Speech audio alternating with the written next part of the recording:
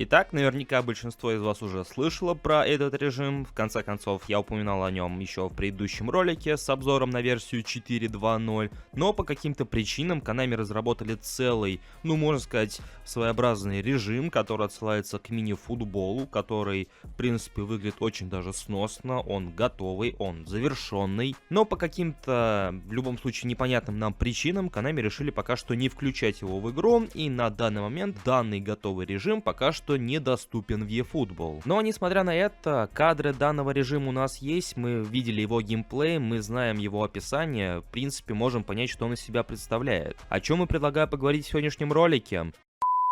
Монеты для eFootball и FK25 вы можете приобрести у моих партнеров из Рожков Store, а также купить интересующую вас игру или подписку на любую платформу. Они работают уже более 10 лет и зарекомендовали себя как надежный магазин, предоставляющий качественные и безопасные услуги. Оплатить покупки можно не только из России, но и из любой страны тоже. И для вас у меня есть приятный бонус. По промокоду RealPS вы получите 5% скидки на первый заказ. Ссылка для заказа находится в описании. Приобретая товар в магазине Рожков Store, вы поддерживаете меня, поэтому не забывайте писать промокод.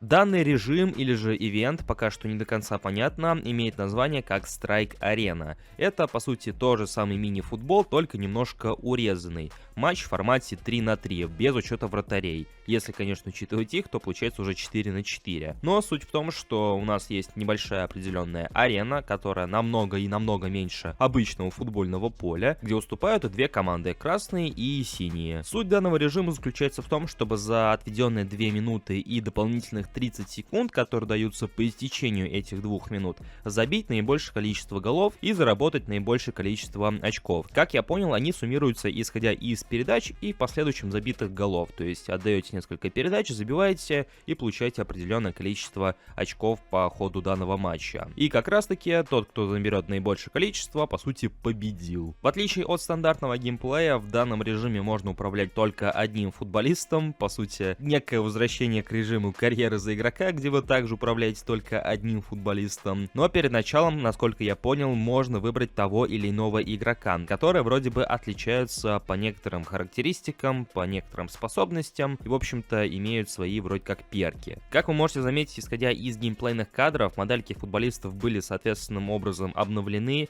Вместо привычных нам футболок, шорт и геттер мы получаем эдакие спортивные костюмы с жилетками. Кто-то такой ход не оценил, но, как мне кажется, выглядит более чем неплохо. И очевидно, что разработчики, в частности Konami, не обошли этот момент стороной, и имеется такая функция, как смена костюма. То есть одеяния для футболеров, которые будут играть в режиме, можно будет менять. Ну и по ходу игрового процесса у футболистов имеются особые удары, которые имеют свою анимацию, собственно, оформление и отличаются наибольшей эффективностью и наибольшей силой. Как мы можем заметить, исходя из начала геймплейного ролика, у нас есть возможность сыграть как самостоятельно против искусственного интеллекта, так и против реальных соперников, то есть 3 реальных игрока против 3 реальных игроков.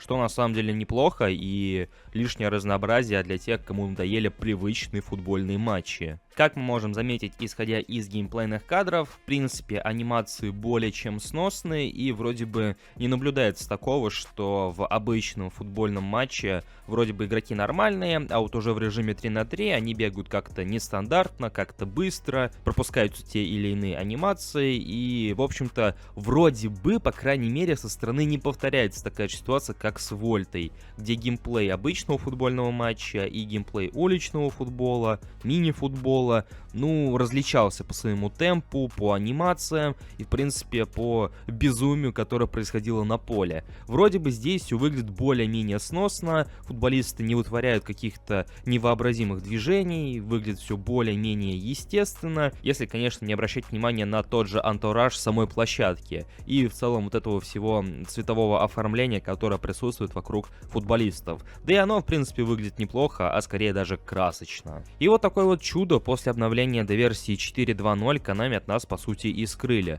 По каким причинам, непонятно. Ну, скорее всего, они просто растягивают контент. Правда, на кой черт им это делать, тоже все равно непонятно. Точно так же, как и непонятным остается вопрос, будет ли это отдельный полноценный режим или же ивент. В пользу первого варианта говорит тот факт, что перед началом игры у нас есть отдельное, ну, по сути, игровое меню, которое не свойственно тем или иным ивентам. Хотя для отдельного игрового режима все выглядит как-то чересчур уж красочно, не знаю, и вполне себе все происходящее можно было бы, наверное, подвязать и под нынешний аниме-ивент. Но, правда, как всегда, где-то посередине. Ну а что думаете вы, дорогие друзья? Как вам увидено по ходу ролика? Хотели бы вы поиграть в данный режим? Или вам кажется, что подобное, ну, лишнее для eFootball? Не совсем то, что ей нужно? А во всем этом и не только, я буду рад узнать в комментариях под этим роликом. Отдельно благодарность мейкеру Durandil PES, который активировал все эти строчки кода и позволил нам взглянуть на этот режим